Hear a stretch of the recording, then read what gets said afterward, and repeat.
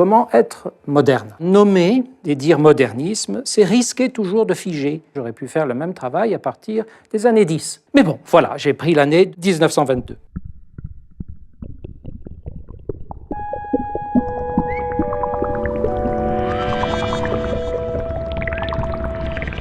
En préambule à mon propos, je vais poser deux questions. La première question, que signifie innover dans le domaine de la littérature? Et question qui a pour corollaire celle-ci, peut-on parler de progrès dans le domaine de la littérature?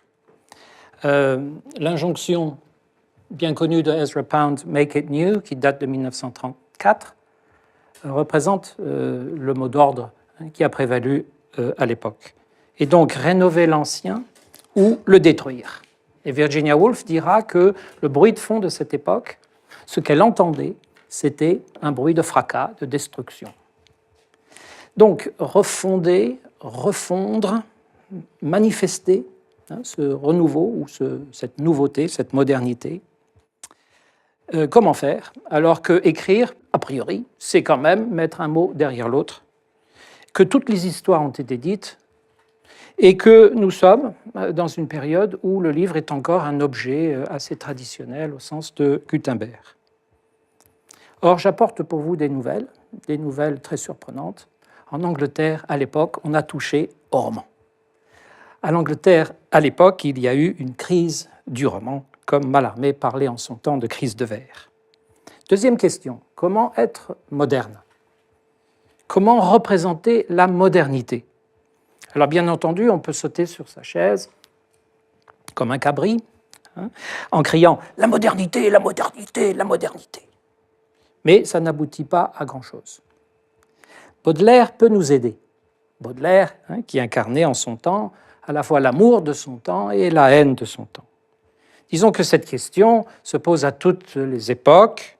Il y a eu, souvenez-vous, la querelle des anciens et des modernes.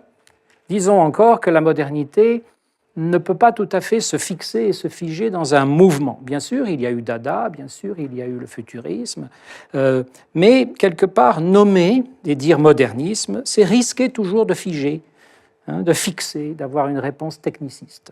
Donc les deux questions que je viens de poser se télescopent à la faveur d'une conjoncture temporelle, historique, celle des années 20. Remarquez, j'aurais pu faire le même travail à partir des années 10.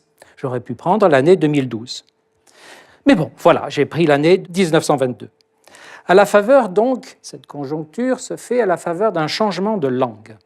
On a de fait l'habitude d'envisager la modernité comme étant française, comme étant parisienne. Ou alors, on a pour habitude de l'envisager comme étant viennoise. On l'envisagera plus tard comme new-yorkaise dans les années 50. On se souvient de ce fameux bouquin « Comment New York a volé l'idée d'art moderne ». Or, on ne le sait pas assez, la modernité fut anglaise. Oui, je dis bien, elle fut londonienne. Elle aura parlé anglais. Alors certes, avec un accent américain. Je pense à T.S. Eliot, je pense à Ezra Pound, je pense à Gertrude Stein. Avec un accent irlandais, ce sera bien sûr Joyce, mais quand même. Ainsi donc, l'Angleterre, qu'on croyait immuable, la terre de la tradition, où rien ne bouge, insulaire, a pu héberger sur son sol une avant-garde, certes cosmopolite, mais néanmoins indigène. En Saint-Jean Rimbaud, cette fois-ci, avec le même degré de sarcasme, de détachement et de désinvolture, on pourrait dire « il faut être absolument moderniste ». Je m'en vais donc vous faire, non pas le roman d'une année, ni même le quart d'heure d'une année, simplement faire défiler ce calendrier très serré qui commence le 2 février 1922. Paraît Ulysse, non pas à Londres, mais à Paris, censuré ailleurs, partout ailleurs. Roman somme, roman encyclopédique. Joyce étant l'homme qui a tué le 19e siècle. C'est ce que déclare T.S. Eliot. Ensuite, le 4 février, paraît The Garden Party à New York. L'auteur Catherine Mansfield, néo-zélandaise. Le 1er octobre, paraît The Wasteland dans la revue The Criterion. The Wasteland, la terre gâte, le naufrage des valeurs de la civilisation et de la culture, dont ne surnagent que des bribes, des fragments, des citations que T.S. Eliot remonte à la façon d'un collage poétique. 22 octobre, England, My England, qui paraît paradoxalement aux États-Unis. Et ça, c'est D.H. Lawrence. Le 26 octobre, Jacob's Room, Virginia Woolf. En juin, je remonte un petit peu, Mrs. Virginia Woolf compose Mrs. Dalloway in Bond Street, qui va devenir le préambule à Mrs. Dalloway, qui paraîtra en 1925. Et puis enfin, en septembre, paraît la première traduction de Proust en anglais, quelques mois avant la mort de Proust. Donc voici le décor planté. Revenir un peu, si j'avais le temps, mais je n'ai pas le temps, sur l'intérêt qu'il y a à envisager l'histoire littéraire dans son rapport aux dates. D'autres l'ont fait avant moi. Antoine Compagnon au Collège de France, 1966, Annus Mirabilis. Denis Ollier, une histoire de la littérature française à partir de ce qu'il nomme un champ de force culturelle et historique. Virginia Woolf le fait aussi d'une manière un peu décalée, en choisissant une autre date, avec cette affirmation fondamentale, péremptoire, dogmatique. La nature humaine a changé en décembre 1910. Alors on se gratte la tête, et puis on se dit, mais qu'est-ce qui a changé? Elle le dit, ce sont les rapports entre maître et serviteur. Ce sont les rapports entre hommes et femmes, avec ici le féminisme. Les suffragettes, et Virginia Woolf, on le sait, fut une ardente féministe. Et puis, pour mixer le tout, c'est le rapport entre les sexes, les classes et le sexe, et ça donne Lady Chatterley's Lover. Alors on se dit, mais qu'est-ce qui s'est passé dans cette année 1910 pour que ce soit à ce point important? Alors on se dit, la mort d'Édouard VIII, oui, mais c'était en mai. Et puis, passer d'Édouard VIII à George V, c'est no big deal, ça reste dans la famille, pour le dire communément. En revanche, ce qu'il s'est passé aux yeux de Virginia Woolf, c'est une exposition à la Crafton Gallery, une exposition organisée par Roger Fry, organisée sur les post-impressionnistes, Manet et les post-impressionnistes. Alors, Virginia Woolf triche un peu parce que ça a commencé en novembre et puis ça s'est prolongé jusqu'en janvier, mais enfin, elle retient décembre. On pourrait dire qu'en décembre aussi, Hemingway a perdu une valise à la gare Saint-Lazare qui contenait le manuscrit d'un an de travail. On cherche toujours la valise. Alors, la littérature et l'art changent-ils la vie ou bien la littérature et l'art changent-ils parce que la vie change? Alors, disons que je vais m'intéresser à quelques grandes innovations apportées par le modernisme. La première concerne le personnage. On peut dire que le personnage est mort. Après Dieu, c'est le personnage maintenant qui est mort. Et voici une déclaration de D.H. Lawrence qui pointe bien la nature du problème. C'est-à-dire qu'il faut se débarrasser de la psychologie, il faut se débarrasser même de la notion de stabilité, d'identité permanente, pérenne d'un moi, d'un personnage, pour le remplacer par ce qu'il appelle l'allotropie, envisager les états successifs d'un personnage et penser le personnage en termes d'énergie carbone, d'énergie fossile, de lignes d'intensité. C'est une manière pré-deleuzienne d'envisager le personnage. Et on connaît l'intérêt de D.H. Lawrence pour l'inhumain, pour le matériel et pour le physiologique. Le physiologique, c'est un primitiviste, c'est un vitaliste, c'est aussi un sexualiste. Une application, ce serait peut-être Virginia Woolf, pour changer un peu d'univers, dans Jacob's Room, cité tout à l'heure, un roman expérimental dans lequel le personnage, Jacob Flanders, est quasiment absent. Et les points de vue alternent dans ce roman cubiste sur ce personnage en creux, défaillant, au moment ou à l'endroit où le roman devrait le désigner. Deuxième innovation, le temps. On pense à Baudelaire, que j'évoquais tout à l'heure. La modernité, souvenez-vous, c'est le fugitif, c'est le transitoire, c'est le contingent, la moitié de l'art, mais c'est aussi l'éternel, l'autre moitié, l'immuable. Eh bien, D.H. Lawrence encore dit à peu près la même chose, c'est-à-dire qu'il faut abandonner cette idée de linéarité, de continuum. Il faut accepter de papillonner. Il faut accepter de se dire que se représenter le temps comme une flèche, c'est mutiler gravement la conscience humaine. Et donc, une application, ce sera Ulysse de James Joyce, qui se passe en 24 heures. Le 16 juin 1904, une journée à Dublin, à partir de ce qui arrive à Léopold Bloom, ce qui arrive à sa femme Molly, et ce qui arrive au jeune Stephen Dedalus, qui, comme Télémaque, se cherche un père. Voilà pour le présent, tous ces personnages qui sont aux prises avec les sensations, avec le monde urbain. Ulysse est un grand roman de la ville.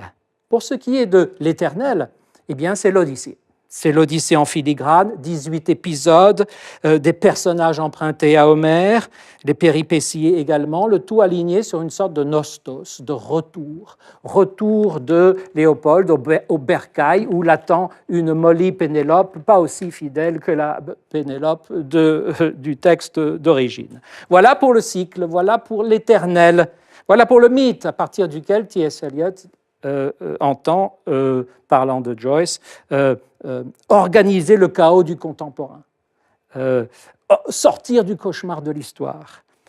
Et pour ce faire, Joyce privilégie l'instant épiphanique, qui est sa manière à lui de lutter contre la linéarité. Autre innovation majeure, la transparence intérieure, c'est-à-dire l'invention du monologue intérieur. Faire que ce qu'il y a dans vos têtes, là, je vous vois et vous pensez des choses sur ce qui est en train de se dérouler ici, je ne pourrais jamais accéder à l'intérieur de vos têtes. Si j'étais romancier, je pourrais le faire. C'est ça, la différence. Et donc, c'est accéder à l'intériorité de la conscience au travail, in progress, donner à lire ce à quoi on n'accède jamais, privilégier la notion de flux, de courant, de conscience, stream of consciousness, c'est ça la traduction anglaise, et créer une apparence de spontanéité, de désordre, de discontinuité. On peut continuer, mais on va aller vite sur la spatialisation de l'écriture, c'est-à-dire que, et dans le même souci d'échapper au continu et à la tyrannie du continu, eh bien faire en sorte que l'écriture existe sur plusieurs plans à la fois et selon d'autres modalités du visible. Voilà un extrait de Tender Buttons de Gertrude Stein pour montrer un petit peu cet éclatement de l'écriture. Et puis peut-être ce qui est le point culminant de toute cette opération de rénovation, c'est faire en sorte que la langue s'émancipe du référent, de ses sujets, pour devenir le sujet. Il n'y a plus que cela. La langue est à soi-même son propre sujet. La texture plutôt que la structure. La chair des mots plutôt que l'intrigue.